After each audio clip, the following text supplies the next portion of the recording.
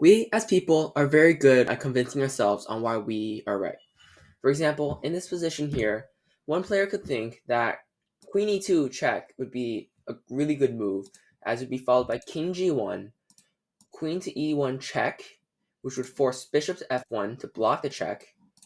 Rook f8 would allow for more attacks and threaten checkmate, which would be game over in that if the queen tried to move to c4 to protect the bishop, Queen to f2 checkmate, and any other sequence of moves would result in a similar result. So the when played out, this player would excitedly play Queen e2, expecting King to g1, but Bishop to takes e2.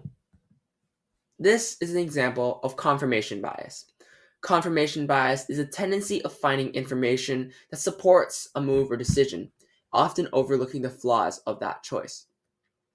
All chess players will be victim to this at some point, and some of you may be having some flashbacks right now.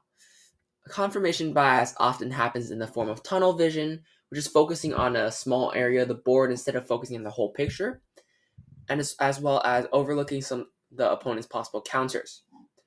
And how to fix confirmation bias, or at least how to reduce the chances of this happening, is to think before each move and to slow down. You should always think, what are the possible counters and can my opponent do? It's really easy to think about what would best support my move, but it's even more important to think about what's the worst possible thing that can happen to my move? What's the worst possible thing that can happen to me right now?